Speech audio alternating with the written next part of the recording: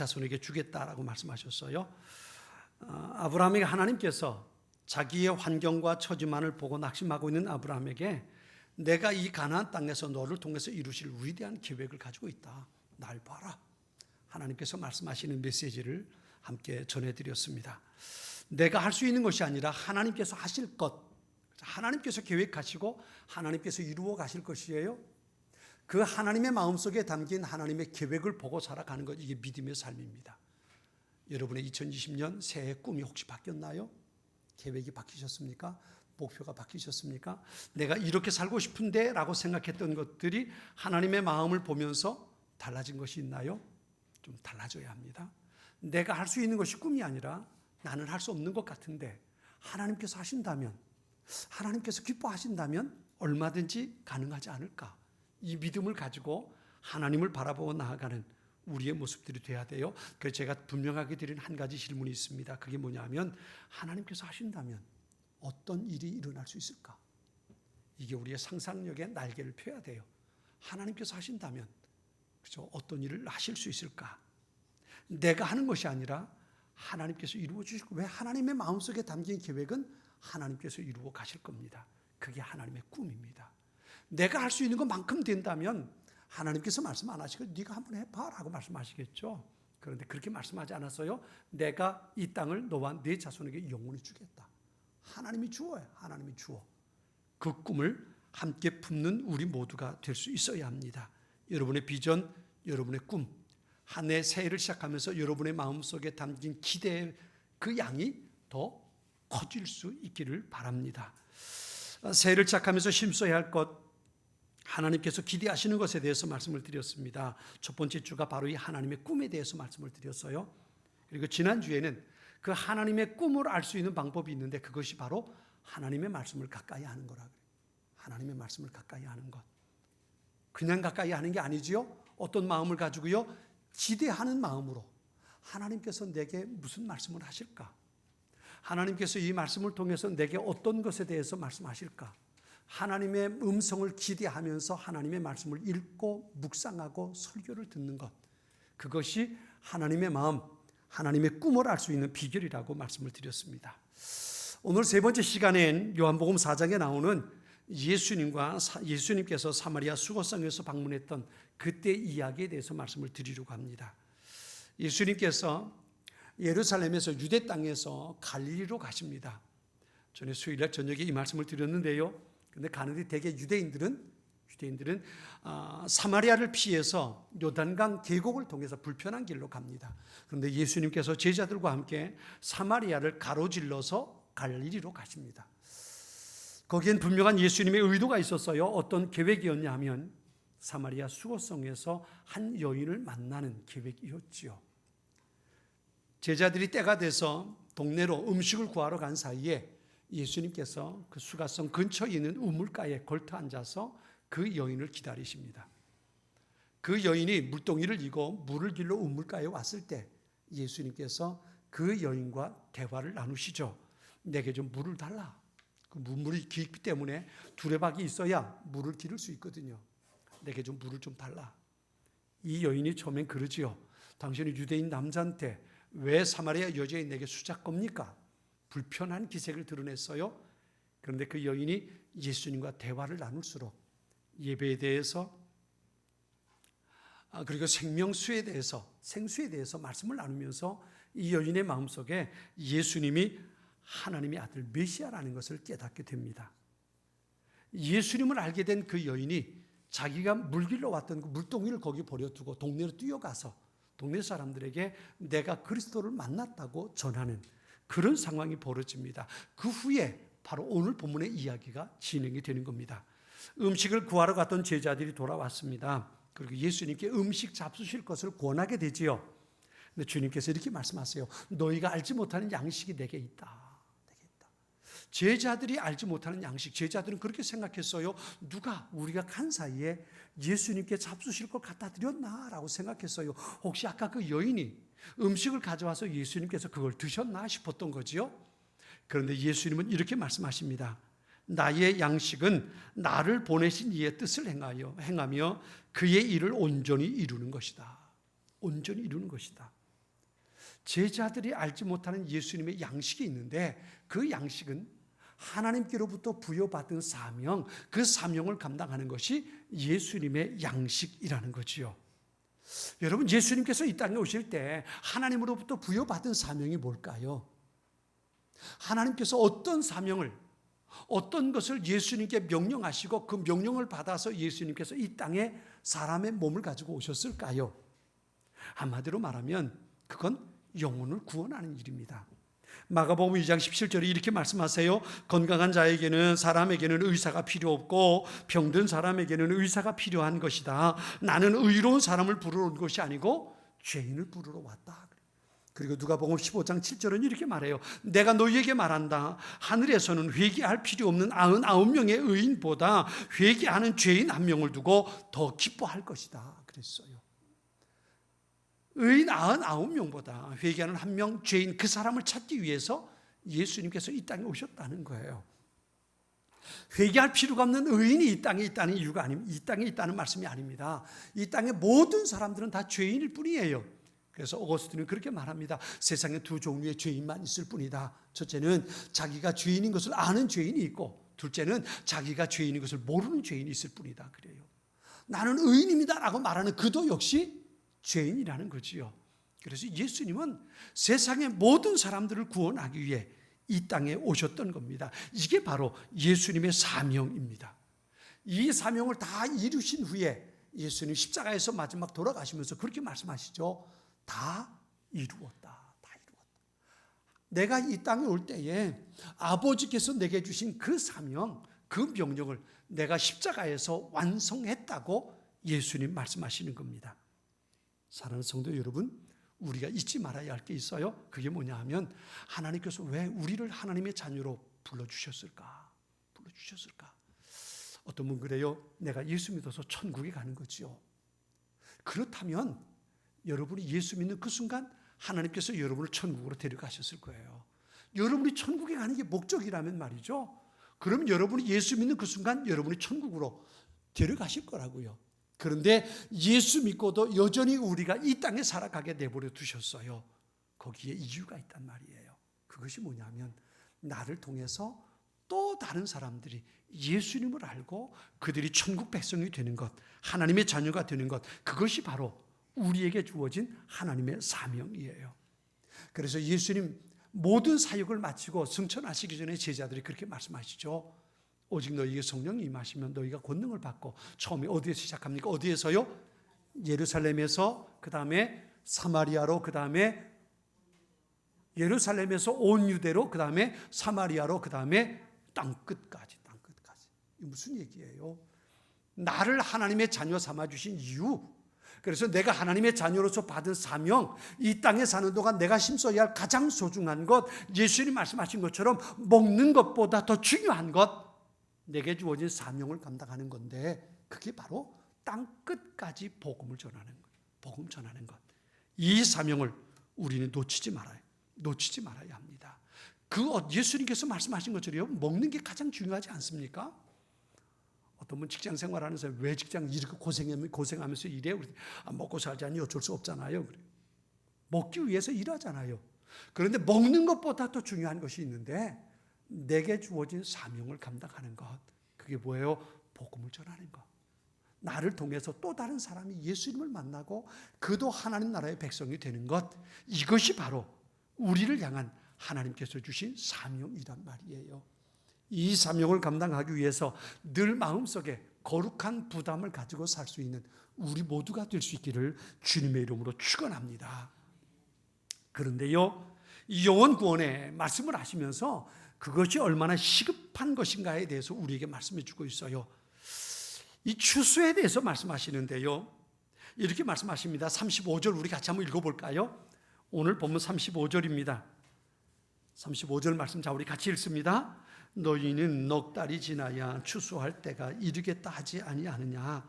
그러나 나는 너희에게 이르노니 너희 눈을 들어 밭을 보라. 씌어져 추수하게 되었도다.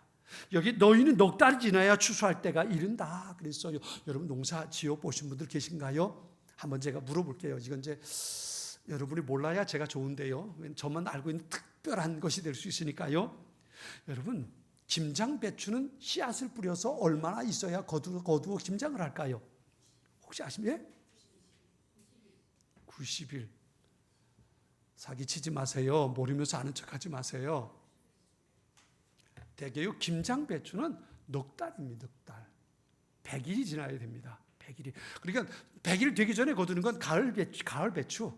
그거 가지고 그냥 김치 하는 거고요. 속이 탄탄하게 들어차가지고 그래서 김장을 할 수, 포기 김장을 할 수, 가을 김장을 할 수 있는 건 100일이 지나야 됩니다. 100일이 지나야 돼요. 8월 달에 장마철에 씨 뿌려서 11월 달에 거두는 거예요. 11월 달에 거두는 겁니다. 100일이 돼야 되는 거예요. 100일이 되는 거예요. 그러니까 이 말은 무슨 얘기냐면 씨를 뿌리고 나서 어느 정도 시간이 지나야 내가 거둘 수 있는 적당한 때가 된다는 거지요. 근데 그게 지나가 버리면 어떻게 될까요? 그때 거두지 못하고 내버려 두면 서리가 와서 얼어버리는 겁니다. 김장 배추를 담그지 못하게 되고 마는 거예요. 그러니까 추수하는 건 모든 것이 다 때가 있어요. 씨를 뿌리면 언젠가 거두는데 그 때가 되면 그것을 반드시 거두어야만 된다는 거예요. 제가 어릴 때 집에 돼지우리 옆에 감나무가 하나 있었어요. 감나무가 하나 있으면 그럼 이제 가을에 보면 이제 감이 열리는데 그게 이제 감이 열려가지고 시퍼런데 이게 떨어질 때가 있거든요. 시퍼런 게 떨어지면 이건 떫어서 먹질 못해서 또 물통에 집어넣어서 하루 저녁만 놔두면 그 다음날쯤에 이게 뜸이 들어가지고요. 이게 떫은 게 다 사라지고 먹을 만한 좋은 감이 돼요. 근데 그것보다 더 맛있는 감이 뭘까요? 감나무에서 홍시가 되는 겁니다. 노랗게 주황색으로 빨갛게 익어가는 거예요. 그걸 먹어야 그게 진짜 맛있는 거거든요. 그걸 기다리는 거예요. 그게 떨어질 때를.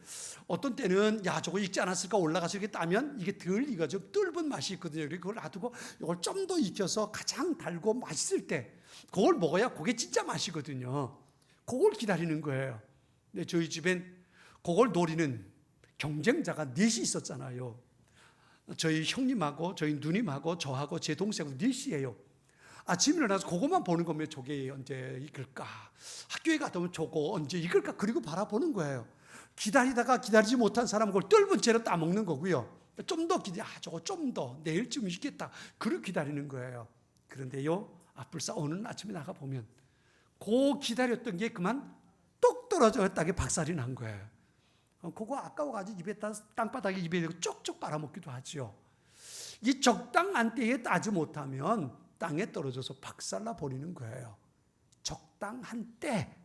요게 문제가 되는 겁니다.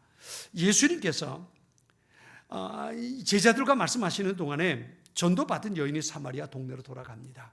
그리고 동네에서 많은 사람들을 데리고 예수님께로 오는 거예요. 이 여인, 사람들과 만나는 게 부끄러웠어요. 시선을 피해서 대낮에 아무도 없을 때 물을 길러 온 여인입니다. 그런데 오히려 그 사람들을 찾아가서 그들에게 복음을 전하는 거예요. 내가 만난 그리스도를 와서 보라고. 견딜 수 없어서 그리고 전하는 겁니다. 제가 지난 주간에 이 본문을 가지고 월요일부터 말씀을 묵상하고 기도하고 설교를 준비하는데 우리 노회 장로님 한 분이 저한테 카카오톡으로 문자를 보내왔어요. 이런 내용입니다. 여자가 물동이를 버려두고 동네로 들어가서 사람들에게 이르되 내가 행한 모든 일을 내게 말한 사람을 와서 보라. 이는 그리스도가 아니냐. 그들이 동네에서 나와 예수께로 오더라. 요한복음 4장 28절로 30절의 말씀입니다. 물을 뜨러 갔던 사마리아 여인은 왜 물동이를 버려두고 동네로 들어갔나요? 주님 만나 영생수 얻으니 가만히 있을 수가 없었겠지요. 마음이 시원하고 뜨거워져서요. 그랬더니 사람들이 예수님 앞으로 모이네요. 그것이 교회가 아닐까요? 이러고 저한테 문자를 보냈어요. 이따 그 장로님 잠깐 저를 만나러 오실 건데요. 제가 말씀을 묵상하고 설교를 준비하는데 이 본문을 이 말씀을 이 문구를 저한테 딱 보내셨어요. 이런 교회가 될 수 있기를 축원합니다. 예수님을 만나서 내 마음이 뜨거워서 견딜 수 없어 가서 그 사람들에게 그 얘기를 하는, 그래서 그들이 다시 주님 앞으로 모이는 이런 교회가 되어야 되지 않겠습니까? 사람들에게 빠른 속도로 복음이 전파되고 성령께서 역사하실 때 그곳에 하나님의 생명수 샘이 터지는 놀라운 일이 일어나게 될 거예요. 그런데요, 오늘 본문에 이 말씀을 우리가 소중하게 봐야 할 이유가 있어요. 뭐냐면, 그리고 곡식은 씨앗을 심으면 기다려야 됩니다. 말씀드린 것처럼 김장 배추는 100일이 지나야 김장을 담글 수 있는 포기 배추가 됩니다. 모든 것들이 그래요. 씨앗을 심으면 일정 기간이 지나야 수확할 수 있는 거예요. 그런데 예수님이 이렇게 말씀하세요. 눈을 들어 밭을 보라, 씌어져 추수하게 되었다. 아직도 푸르러요. 열매는 없어요. 그런데 예수님이 이렇게 말씀하세요. 눈을 들어 밭을 봐라. 벌써 씌어져 되고 추수할 때가 되었다는 이야기입니다. 어떤 얘기예요?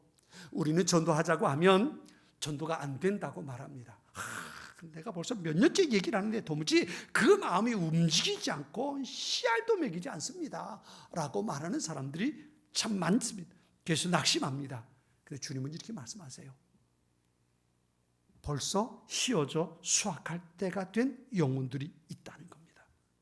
지금 이 때를 놓치면 감나무에서 홍시가 떨어져 박살나 버리는 것처럼 지금 이 때를 놓치면 수확할 시기를, 기회를 잃어버리는 시급한 영혼들이 지금도 많이 있다는 겁니다.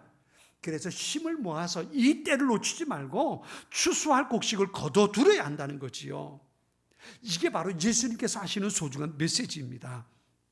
여러분, 농사를 짓는 것도 추수할 것도 적합한 때가 있다는 것을 놓치지 말아야 돼요. 제한된 기간 동안 내에 그것을 추수해야만 적당한 때에 가장 좋은 결과를 얻을 수 있단 말이에요. 영혼 수확하는 것도 마찬가지라는 겁니다. 사마리아 수가성 사람처럼 지금 복음을 전해서 그들이 구원받는 역사를 이루어갈 준비된 영혼들이 있다는 거지요. 이 적절한 시기를 놓치면 그가 주님 앞에 돌아올 기회를 상실해 버릴 수도 있다는 겁니다. 그래서 추수할 시기에 집중해서 씨앗을 뿌리고 거두는 일들을 할 수 있어야 한다는 거예요. 어떤 분이 어떤 책에 간증한 내용을 제가 한번 봤어요. 이런 내용이에요. 어느 분이 대학에 다니던 친구가 한 명 있는데 대학 다니면서 참 가까운 친구고 좋은 친구인데 그 친구 교회를 다녔대요. 대학에 다니면서 늘 야 교회 가자, 우리 교회 한번 가보자, 너 예수 믿어야 돼. 그리고 아무리 전도했는데 자기 마음이 내키지 않아서 뭐 됐어, 난 마음 없어. 그런 교회 안 갔다는 거예요. 그리고 나중에 이제 대학 졸업하고 각자 사회생활하고 결혼하고 그리고 살면서도 전혀 자기는 교회에 대해서, 신앙에 대해서 마음을 안 가졌다는 거지요. 그런데 그렇게 결혼하고 20여 년이 지났는데 자기 남편이 암에 걸린 거예요. 암에 걸려서 죽어가는, 이제 말기암 환자가 돼서 죽어갈 때가 된 겁니다. 그런데 그 소식을 듣고 이 친구가 병실에 찾아왔어요. 그리고 자기 남편, 이제 얼마 남지 않은 자기 남편을 위해서 거기서 간절히 기도하고 복음을 전했다는 거야. 이렇게 죽는 게 끝이 아닙니다. 영원한 시간이 준비되어 있습니다. 그 시간 어디서 살 겁니까? 그러면서 복음을, 예수님을 간절히 전하는 거예요. 그러니까 병상에서 이 죽을 날이 얼마 남지 않은 남편이 그의 말을 듣고 예수님을 영접하는 기도를 했어요. 그리고 돌아가시기 전에, 죽기 며칠 전에 그 교회 목사님이 오셔서 병상에서 그에게 병상 세례를 베풀고요. 세례 받고 며칠 만에 남편이 죽었대요. 교회에서 장례를 치르고 그리고 나서 자기도 그 친구를 따라서 교회를 나가면서 예수를 믿기 시작했다는 거예요. 그런데 그렇게 교회 다니면서 예수를 믿게 된 지 1년도 채 되지 않았는데요. 자기가 교회에 나간다는 이야기를 듣고는 자기가 가까운 친구가 자기를 부르더래요. 무슨 일인가 한번 갔더니 차를 마시면서 그러더라는 거죠. 자기 남편도 지금 암으로 죽어간다는 거예요. 네가 교회 다니니까 와서 내 남편에게 좀 얘기 좀 해달라고 부탁하는 거예요. 이 친구는 이미 교회 다니는 친구예요. 그런데 자기 남편을 전도하지 못했던 거죠. 그러니까 와서 좀 전도해달라고 그러는데 이 사람은 1년도 안 됐잖아요. 성경도 잘 알지 못하고 어떻게 복음을 전하는지도 모르고 그런 상황에 있는 거지요. 그런데 하도 얘기하니까 그래 한번 갈게. 그리고는 남편이 병원에 입원해 있는 그곳에 갔대요. 갔는데 어떻게 전도할지도 모르고 복음 전하는 것도 모르고, 사실 모를 수밖에 없잖아요. 1년도 안 됐는데 그렇다고 뭐 다르게 배운 것도 아니고 그랬는데 어떻게 전하겠어요. 그냥 가서 그냥 같이 과일 사가지고 가서 이것저것 얘기하고 지내던 얘기하고 그리고 얘기만 하곤 끝내 예수 믿으라는 말 한마디 꺼내지 못하고 그냥 왔대요. 집에 왔는데 속이 답답하더라는 거죠. 내 남편은 죽기 전에 친구가 와서 복음을 전해서 예수 믿고 천국 갔는데 난 지금 와달라고 그랬는데 가서 딴 얘기만 하고 오니까 속이 답답하더라는 거예요. 그 다음날 일찍 일어나가지고 아침에 일찍 일어나서 그리고 다시 그 병실을 찾아갔답니다. 찾아가가지고 다른 얘기한 것도 아니고 자기 친구가 와서 자기 남편에게 병상에서 어떤 얘기를 했는지, 어떻게 자기 남편이 예수를 믿고 세례를 받았는지 그 얘기를 했대요. 그 얘기를 하고 그리고 돌아왔다는 거지요. 돌아왔는데, 그런데 그 다음날 아침 친구로부터 전화가 왔는데 남편이 아침에 세상을 떠났다는 거예요. 그러면서 그 남편이 죽으면서 자기 아내 손을 잡고 그러더래요. 평생 당신 말 듣지 않고 교회 안 가서 미안하다고. 나도 이제 예수 믿겠다고. 그 얘기를 하고는 그리고 마지막 숨을 거뒀다는 거예요. 그분이 간증의 그 책 속에 그런 얘기를 적어놨어요. 그래서 그분이 마지막에 이런 글을 썼어요. 복음 들고 세상을 까딱 잘못했으면 복음을 전하지 못하고 세상을 떠나게 되었을 때 그 영혼이 어떻게 되었을까 생각만 해도 참 끔찍한 일이었습니다. 그렇게 마무리를 했어요.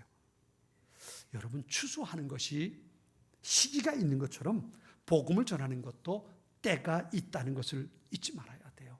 그 때를 놓치면 정말 수확할 시기를 잃어버리고 마지막 그는 멸망의 길로 떠날 수밖에 없는 거예요.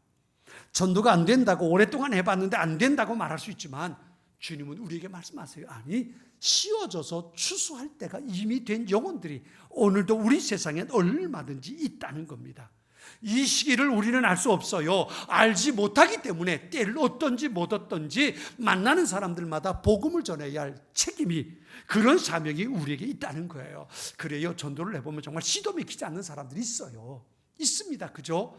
전도를 교회에 나가자고 하면 마음이 완고해서 마음의 문이 탁 닫혀 있어서 받아들이지 않는 사람들이 있어요. 그런 사람들은 우리의 기도 대상자로 놔두는 거예요. 그 사람을 위해서는 우리 늘 기도하며 관심을 둘 사람들이에요. 그런데 그 사람 말고 또 다른 사람들, 준비되어서 추수해야 될 때가 된 사람들이 지금 많이 있다는 겁니다. 그런데 그 사람이 지금 복음을 듣지 못하면 그의 영혼이 멸망길을 갈 수밖에 없다는 거예요. 우리가 판단이 잘 안 될 때가 있어요. 그래서 우리는 영혼을 바라볼 때마다 그들을 불쌍히 여기고 위해서 기도하고 어떻게 하든 복음을 전하기 위해서 힘쓸 수 있어야 됩니다. 복음을 전하는 것, 그것은 분명 때가 있습니다. 주님은 씌워져 추수하게 되었다고 밭을 보라고 주님 말씀하십니다. 매일 매순간 성도인 우리와 교회로 하여금 추수할 때가 된 수많은 영혼들을 늘 그들에게 관심을 기울이고 때를 놓치지 말고 복음의 씨앗을 뿌리라고, 수확하라고 우리에게 말씀하시는 겁니다. 그런데요, 오늘 본문을 가만히 살펴보면 그렇게 전도하는 데 기여하는 두 종류의 사람이 있는 것을 봐요. 우리 36절, 37절 같이 한번 읽어볼까요? 36절과 37절 두 절 말씀을 우리 같이 한번 읽어보겠습니다. 자, 읽습니다. 거두는 자가 이미 삭도 받고 영생에 이르는 열매를 모으나니 이는 뿌리는 자와 거두는 자가 함께 즐거워하게 하려 함이라. 그런즉 한 사람이 심고 다른 사람이 거둔다는 말이 옳도다. 아멘. 여기 보면 두 사람이 나와요. 하나는 뿌리는 사람이고 하나는 거두는 사람이에요. 심는 사람과 거두는 사람, 전도할 때 반드시 기억해야 할 부분이 이겁니다. 전도는 뿌리는 겁니다. 전도는 심는 겁니다. 그런데 언젠가 심은 것은 거둘 때가 있다는 겁니다. 하나님의 말씀을 심고 예수의 생명을 뿌리는 것, 그것이 전도입니다. 그렇게 심겨진 하나님의 생명의 말씀은 언젠가 싹이 나서 자라고 거둘 때가 반드시 온다는 겁니다. 여러분이 전도해서 어떤 사람이 그 말을 듣고 교회에 나왔다면요, 언젠가 누군가에 의해서 그 사람의 마음속에 복음의 씨앗을 뿌려놓았기 때문입니다. 그것이 때가 돼서 자라서 익어서 거둘 때가 된 겁니다. 그래서 찾아 나오는 거예요. 내가 가서 예수 믿자 말 한마디 했다고 예수 믿는다고 그래 나 교회 갈게 그리고 나올 수 있을 것 같습니까? 아니에요. 언젠간 누군가가 심어놨어요. 그리고 그것이 때가 돼서 자라서 열매를 맺어서 내가 이야기할 때 그거를 거둘 수 있게 되는 거예요. 뿌리는 자와 심는 자와 거두는 자. 그래서요, 전도하는 건 소득이 없는 게 아니에요. 나는 뿌리고 지금 거둘 수 없을 수 있어요. 언젠가 누군가에 의해서 거두게 되는 겁니다. 어느 권사님이 지난 주간에 신나서 전화를 했어요. 목사님, 이번 주에 제가 주일날 전주 갑니다. 한마디 해줘. 권사가 주일날 교회 안 지키고 어딜 전주 딴 데 가느냐고. 근데 아니요, 그게 아니고요. 아침에 7시 반에 예배 드리고요, 전주 갑니다. 주일날 어딜 그렇게 움직이고 싸돌아다녀요. 그랬더니 이 권사님 하는 얘기가, 자기 옆집에 사는 새댁이 있었는데 그 새댁을 전도했는데 6년 동안 전도했는데 전도가 안 됐대요. 반찬하면 가져가고, 집에서 뭐 음식하면 가져가고, 뭐 떡하면 떡 갖다 주고, 뭐 늘 그리고 왔다 갔다 하면서 가깝게 지내면서, 그리고 복음을 전하고 교회 가자 아무리 안 듣더래요. 안 듣더니, 그리고 남편이 직장에 전주를 가는 바람에 전주로 이사를 갔대요. 근데 전주에 가서 어느 날 전화가 왔대요. 권사님, 저 교회 나가요. 전주로 이사를 갔는데 그 옆집에 또 이 권사님 같은 분이 한 분 또 있었는가 봐요. 이사 왔는데 이삿짐을 옮기는데 같이 와가지고 이삿짐 옮겨주고 다 정리해주고 다 청소해주고, 그리고 어떤 아줌마가 한 분이 가더래요. 가더니 그날 저녁에는 뭘 밥솥에서 밥을 해가지고 국한 그릇 다 해가지고 와가지고, 이사하느라 아무것도 못했을 텐데 이거 가지고 밥 먹으라고, 밥하고 반찬하고 국하고 잔뜩 해가지고 와서 저녁 먹으라고 그걸 가져왔더래요. 이웃집에 사는 분이 이분이 어떻게 이렇게 마음이 좋은가, 그래가지고 자기도 이사 와가지고 그 다음날 떡을 해가지고 갖다 줬다는 거지요. 갖다 주고 그리고 왔다 갔다 하다가 이분이 그 동네에 있는 교회 권사님이더라는 거예요. 그래가지고 어느 날 새댁 우리 교회 한번 같이 가자. 그 말 한마디에 넘어가가지고 교회를 나가기 시작했다는 거예요. 딱 나가. 여러분 옆에 이사 오고들랑 이삿짐 거들어주고 청소해주고 밥 해다주고, 여러분 그래 보세요. 교회를 다니기 시작했는데 그렇게 교회 다닌 지 14년 됐대요. 그리고 그 교회에서 권사로 임직하게 됐다는 거예요. 그래서 그날 주일날 오늘 교회에서 권사로 임직한다고, 오늘 오후에 거기서 임직 예배에 오라고 자기를 초대해 줘서 간다고 신나가지고 얘기하는 얘기를 들었어요. 여러분도 그런 기쁨이 있길 바랍니다. 내가 전도한 사람이 권사가 되고 장로가 되고 집사가 된다면 그것보다 더 좋은 일이 있을까요? 여러분도 그런 행복을 누릴 수 있는 그런 사람들이 될 수 있기를 바랍니다. 여러분, 심는 건 언제나 거둘 때가 있습니다. 수확하는 추수의 원리라는 게 있어요. 한마디로 말하면 심는 대로 거둔다는 거예요. 세 가지 이유를 볼 수 있는데, 첫째는요, 심은 것을 거둡니다. 그러니 콩 심은 데 콩 나고 팥 심은 데 뭐가 나요? 팥이 납니다. 내가 심은 것을 거두는 거예요. 딴 걸 거둘 수 있는 게 아닙니다. 두 번째는요, 심은 만큼 거두는 겁니다. 많이 심으면 많이 거두고 적게 심으면 적게 거두는 거예요. 맞잖아요. 그다음에 세 번째는요, 심으면 반드시 거두는 겁니다. 이게 수학의 원리예요. 거두는 추수의 원리입니다. 내가 심으면 반드시 거둘 거고, 내가 무엇을 심었든지 그 심은 것을 거두게 될 거고요. 내가 심은 만큼 거두게 될 거예요. 전도가 안 된다고요? 심지 않았으니까 안 되죠. 심지 않았으니까 안 되죠. 많이 심으세요. 한 두세 개 심어놓고 이게 언제 자랄까, 언제 나서 거둘 수 있을까. 여러분, 그 사람 평생 못 거둘지도 몰라요. 많이 심으세요. 많이 뿌려야 돼요. 많이 뿌려야 됩니다. 그래야 그 중에 거둘 수 있는 것들이 있을 수 있단 말이에요.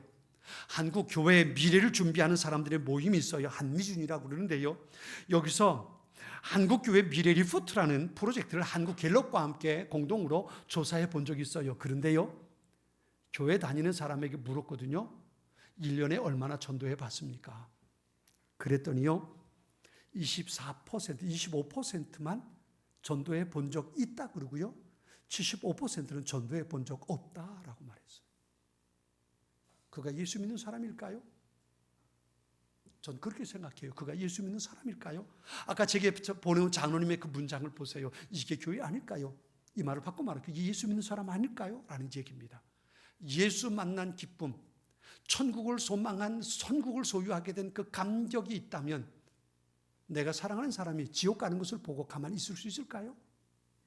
가만히 있을 수 있을까요? 2주 전에 우리 교회를 방문한 사람이 있었어요. 제가 편지 2통을 가지고 왔어요. 편지는요, 아주 곱게 손편지를 잔뜩 써가지고 2 청년이 저를 찾아왔어요. 누굴까요? 누구겠습니까? 신천지에 있는 친구들입니다.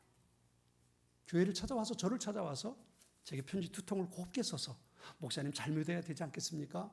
교인들을 바른 것으로 인도해야 되지 않겠습니까? 이리로 꼭 전화 주십시오. 핸드폰 전화번호가 있어서 제게 2통 편지를 곱게 써서 갖다 줬어요. 여러분 생각하세요. 이들은 가짜를 가지고도 이러는데 여러분 진짜를 가지고도 이러지 못하고 있지 않습니까? 어느 게 진짜겠어요? 저는 적어도 행동만큼은 이들이 진짜예요. 이들이 진짜. 여러분이 진짜를 가지고 있습니까? 그런데 왜 이렇게 못할까요? 왜 못할까요? 진짜가 내게 없어서 그래요. 내가 가지고 있는 것이 진짜인 줄 모르니까. 저들은 가짜를 가지고도 이렇게 한다고요. 근데 진짜를 가지고 있다고도 있으면서도 이렇게 못한다면 그 사람은 진짜를 가지고 있지 못한 거예요.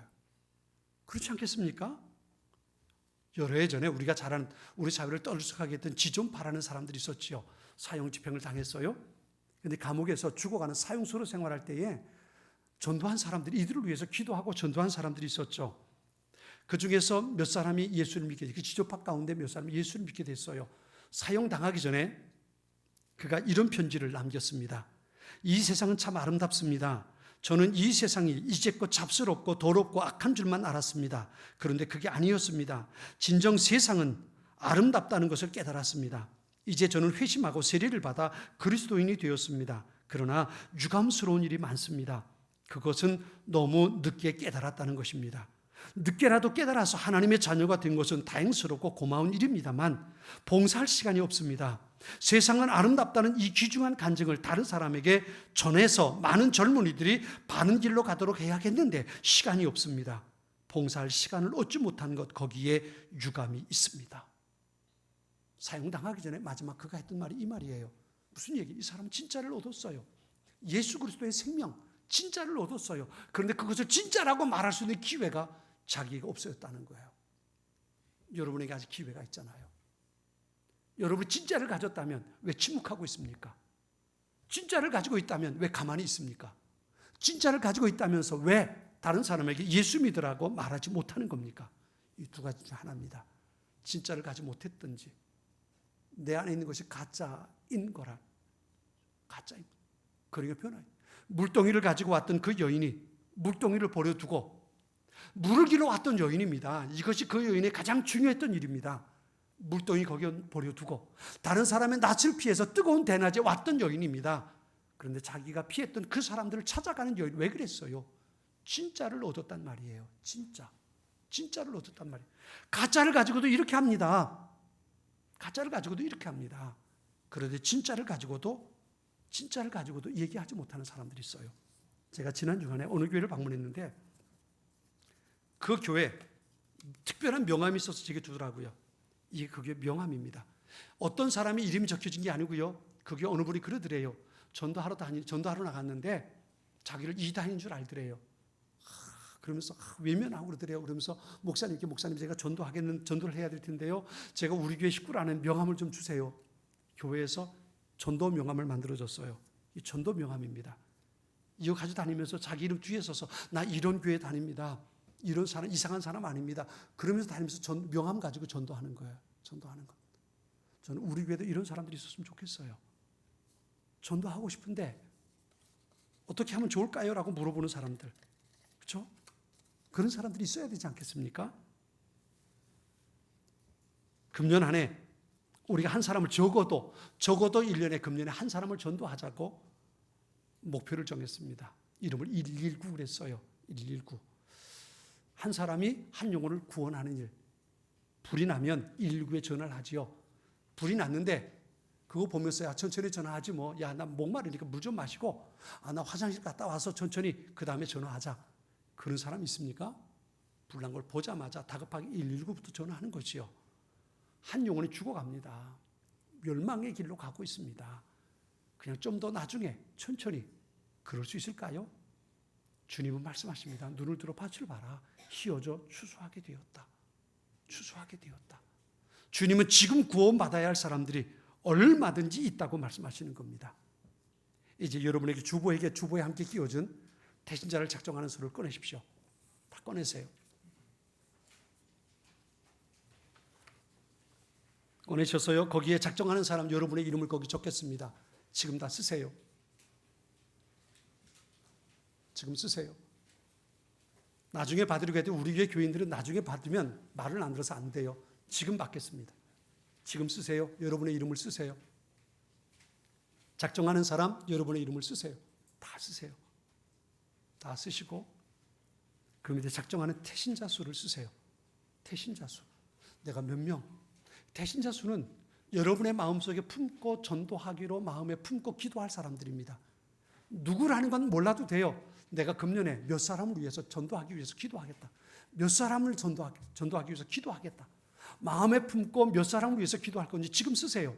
지금 받을 겁니다. 지금 받을 거예요. 지금 다 쓰세요. 여러분의 이름을 쓰시고요. 작정하는 태신자 수 몇 사람을 마음에 품고 기도할 건지 쓰세요.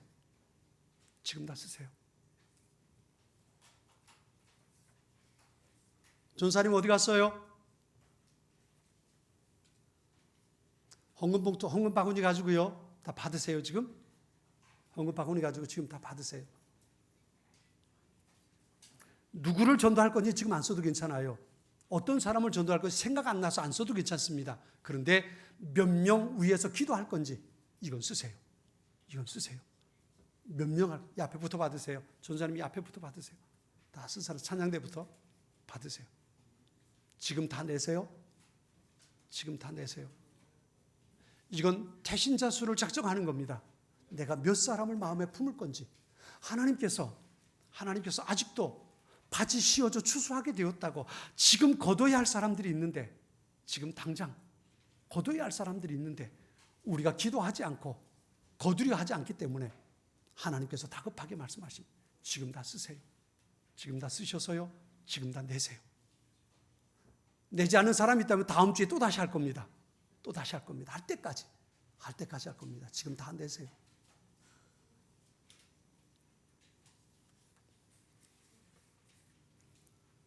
자, 내셨으면요, 이번엔 여러분의 믿음 생활을 꺼내세요. 매주일 가져다니는 말씀 믿음 생활 꺼내세요. 믿음 생활 꺼내셔서요, 가운데를 보면 전도 생활이 있습니다. 가운데 오른쪽 아래쪽에 보면 전도 생활이 있습니다. 헌금 생활 밑에 전도 생활이 있습니다. 그 전도 생활에 여러분이 작정한 사람들의 숫자 있지요. 거기 왼쪽에 전도 대상자 옆에 빈칸에 1, 2, 3, 4 5명을 작정하셨으면 1, 2, 3, 4, 5 숫자만 쓰세요. 숫자를 쓰세요. 10명까지 했다면 숫자 쓰고 밑에 모자라는 숫자를 또 쓰세요. 다 쓰세요. 이름은 모르지요. 숫자만 작정한 숫자만 거기 다 쓰세요. 전도 생활, 전도 대상자 이름 쓰는 欄 왼쪽에 보면 빈칸이 있습니다. 거기 1, 2, 3, 4, 5, 6 숫자를 쓰는 겁니다. 5명을 작정했다면 5명을 쓰세요. 10명 작정했다면 1, 2, 3, 4, 5, 6, 7, 8, 9, 10 나중에 빈칸이 20빈칸이 모자라는데요. 모자라는데 거기 남은 쪽에다 아래쪽에다가 숫자를 더 쓰세요. 쓰세요.